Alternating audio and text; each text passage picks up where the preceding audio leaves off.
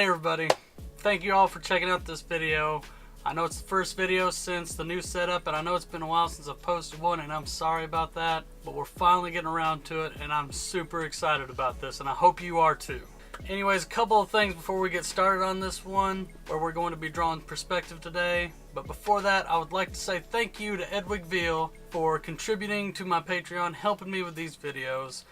Edwig Veal signed up to contribute money to me on a monthly basis through patreon.com, and by doing so he's going to help me create these videos, and in return he is eligible for rewards. Everybody likes that, don't they? Edwig is actually eligible to get a free print signed by me sent to his home. Appreciate every bit of your help. There will be a link below in the description. You can go through that if you'd like to check it out. If not, that's fine too. Just enjoy the videos. That's what I'm here for. Alright, with that said, let's continue and talk about what we're going to be drawing today. Today we are going to be using perspective drawing to create a house. Now, this is a commission for me, so there are specific requests involved, such as deer in the yard, and they would like to see great detail in the grass, the leaves, something I'm pretty well known for with my Back to Nature. And if you're interested in seeing those, you can go to my website, which there will be a link in the description, as well as the Patreon, Twitter, and Facebook. But enough of that. When drawing with perspective, there are multiple points of perspective that you can draw with. There's 1 point, 2 point, and even 3 point. 3 point is not as popular, I guess would be the word. 1 point and 2 point are the most used that I know of. I mainly like to use 1 point because I always like to do it from a certain angle, and you'll see what I mean by that whenever we get into this video. Let me show you a few of the supplies I'm going to be using today. Alright, just a reminder, you're probably going to see some shenanigans of my dog in the background because I think I just heard her knock something down. So, yeah, just enjoy the show. Anyways, we're going to get on into showing a little bit of these supplies that I'll be using today. Alright, first off we have the 03 pen, then we have the 005, which is a fine needlepoint pen. Then we have the 05, which is a little bit thicker. I know it's a little bit blurry, sorry about that. And then we got the brush pen, probably one of my favorites. Let me show you what a couple of these will look like here.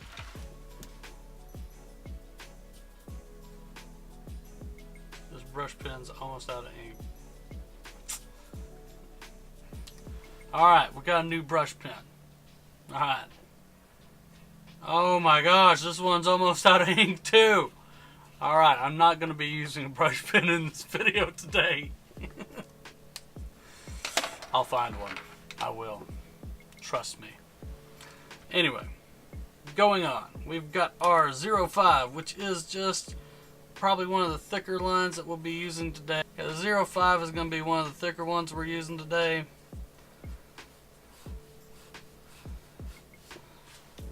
There's a little demonstration of that. And here's the 03. You see the difference between the 05 and the 03? There's a pretty big difference now, isn't there? But wait until you see the difference between the 005. Look at that. That's like ultra thin. Sometimes I have a hard time getting this one to pick up ink because the tip is so small. But if you guys watched me during Inktober, you've probably seen a lot of those pens. If you guys haven't seen those videos, I will have them at the end of this video where you can actually check out my Inktober playlist for 2018. Check it out. You'll like it. You'll love it. You'll want some more of it. Anyways. Oh my god, what am I doing? Oh, I'm losing my mind. This is what happens when you work all the time and you do YouTube videos. You lose your mind. But enough of me yammering on. Yammering. Yummering.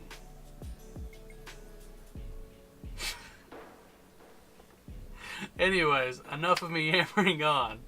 We're going to go on into this video head first into the first video I've done in this setup in 5, 4,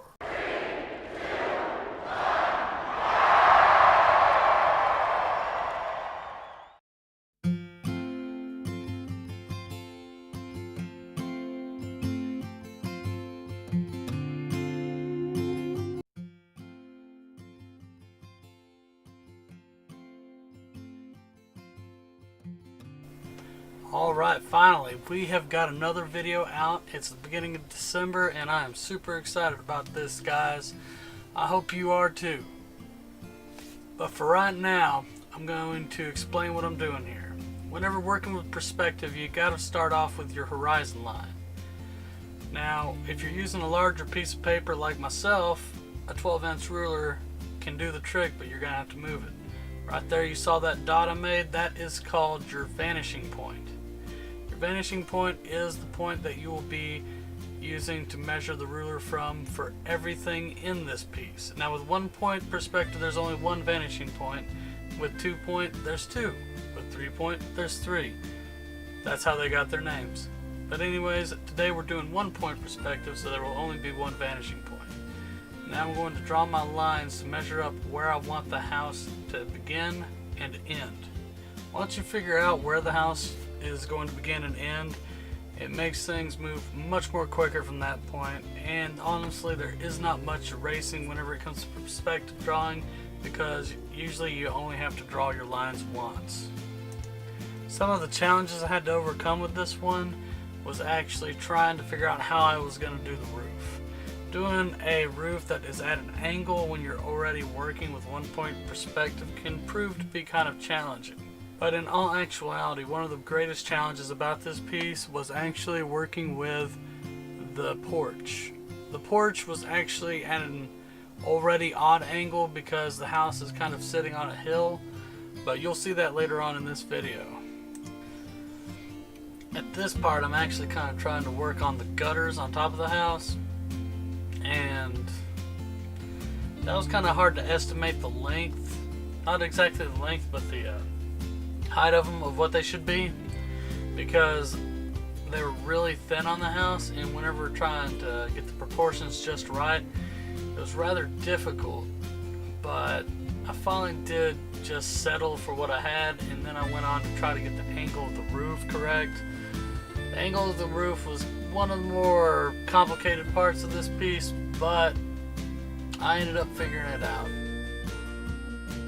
I'm going to speed up the video for a moment here as I am working on adding some details to this house. Now when it comes to adding detail, you're just going to have to rely on your own skill to be able to get that detail in there, such as the storm drain and the gutter guards and the windows, the porch, fencing, and whatnot. You just gotta rely on your own instincts and how you feel like it should look. And don't settle. If you want to create something great, just don't settle. Don't stop working on it until it's done. But always finish your work. Now, whenever creating art, it's always important to finish. Even if it isn't going to end up the way you wanted it to be exactly, keep on working at it. Try to get it as close as possible. I guarantee when you work on it the second time, it'll be even better. So trust me on this. This is some great advice I wish somebody would have gave me in the beginning. Anyways, with this piece, working on those fencing on the house there on the porch, that was a little bit confusing because there were so many of them in the picture, but I couldn't possibly fit that number in there. So I tried just creating what I was seeing rather than creating the proper amount. And I know you probably will see me put an omelet on the table there, and I'm sorry about that, but I was at an art event and a friend of mine that I used to work with worked at a restaurant nearby within the same building actually, and he actually brought me breakfast, which was fantastic, and I'm leaving that in there so I can share it with all of you. He's a really cool dude, and his name is Cole. He's really awesome.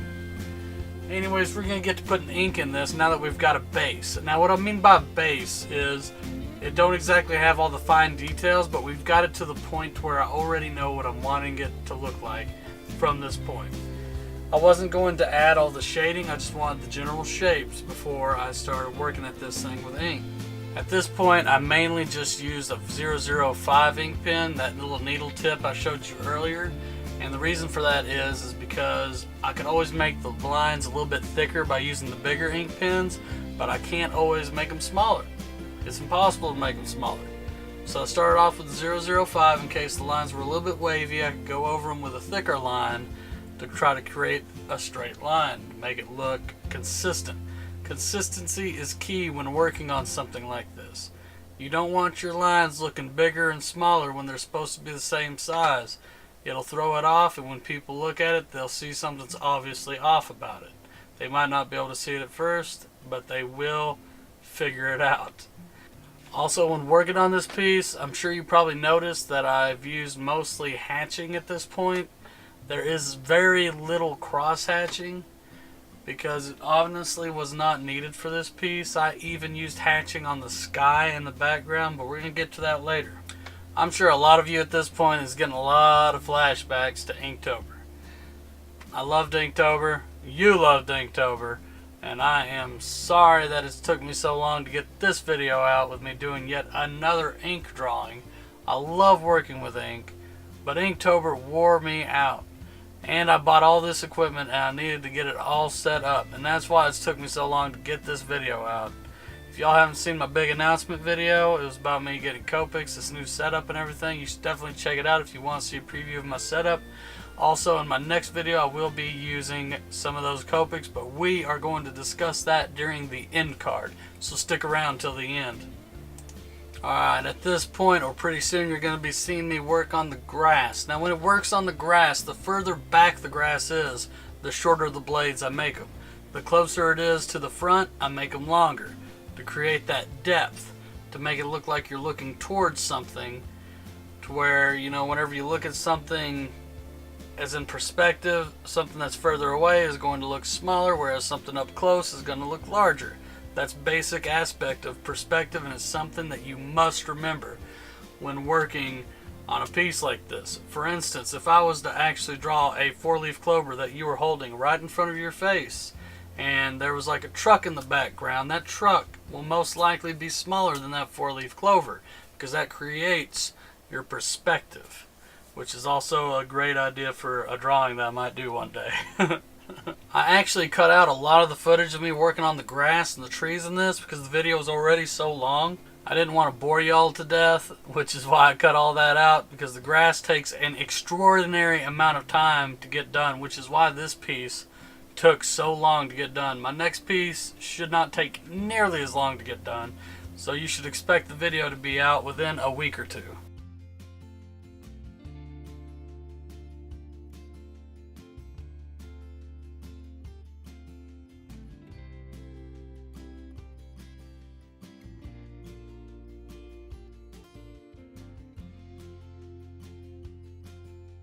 I've now started working on the paneling of the house. Now, I know to a lot of people this actually looked like it was like a log cabin or something once I did the paneling, but it isn't. That's actually paneling, and I kind of regretted doing it with such a thick line, but it honestly added a lot of character to the house, and I am completely fine with the way it came out. I like it. After finishing the paneling of the house, honestly, I got done with all the grass, and as I told you, I was going to skip a lot of that. I moved on to the trees. Now you're seeing a little bit of the outline of the trees, and I skipped certain parts of that because honestly, these parts took a very long time, and I didn't want to bore y'all to death. And then there was those little bushes in front of the house. They were itty bitty tiny, just a bunch of leaves, and they're tiny, like they were growing is what it was. They're saplings of some kind, and I'm not sure what exactly kind of tree or plant they were.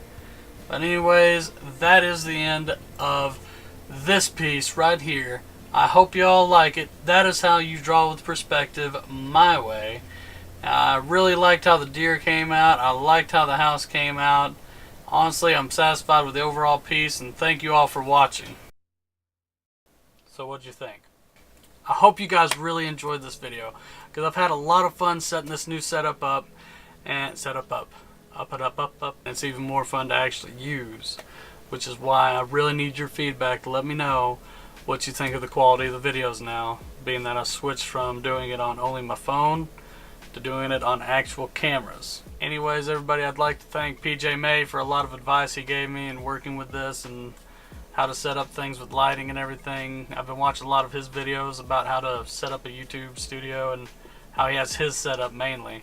and working with Premiere Pro has really helped me learn how to work with video editing programs. And if you're looking to get into YouTube videos, he'd definitely be somebody to check out. PJ is great. He's great help, and he can help you too if you're looking to get into YouTube videos. But I hope you all really enjoyed this drawing. There were certain points of the perspective drawing that I thought could have went over a little bit smoother, but especially that ruler, I'm not going to use that again. If you're going to work with perspective, I recommend just going with a straight edge ruler and not that little jagged thing. It was really giving me wavy lines. I thought it was a cute little ruler, really portable, but honestly not a great ruler at all.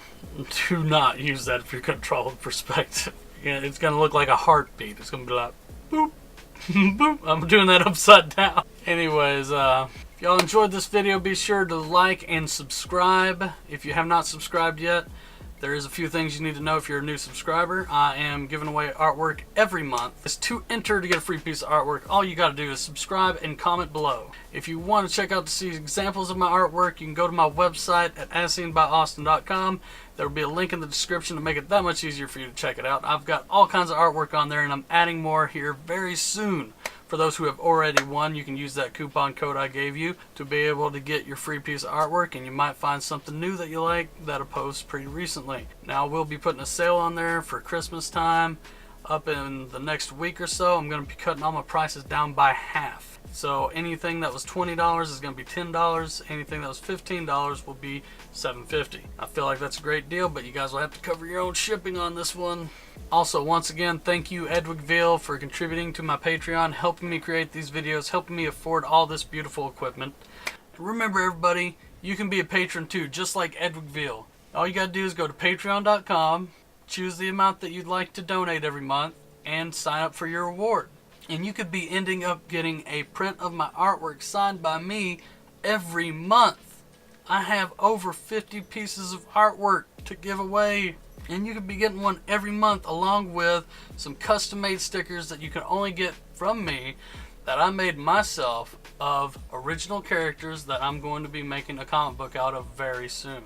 So you'll be the first to get to see these characters. I will not be posting pictures on any social media. I will not be showing them on YouTube or nothing. It will only be for your eyes, the patrons, as well as my vlog that I'll be posting on Patreon on the regular to let you guys know how the videos are coming, get updates on future videos, and possible art supply giveaways. I'm looking into that, and I'm really looking forward to trying it out. Every bit is appreciated. You guys are so awesome for checking these videos out. If y'all enjoyed this video, be sure to like and subscribe. If you have not subscribed yet, there is a few things you need to know if you're a new subscriber. I am giving away artwork every month. This month in particular, I'm only going to give away a few. To enter to get a free piece of artwork, all you got to do is subscribe and comment below. If you want to check out to see examples of my artwork, you can go to my website at asseneByAustin.com. There will be a link in the description to make it that much easier for you to check it out. I've got all kinds of artwork on there, and I'm adding more here very soon. For those who have already won, you can use that coupon code I gave you to be able to get your free piece of artwork, and you might find something new that you like. Now, we'll be putting a sale on there for Christmas time up in the next week or so. Thank you guys for checking this out. Hope you guys enjoyed, and until next time, this has been As Seen by Austin.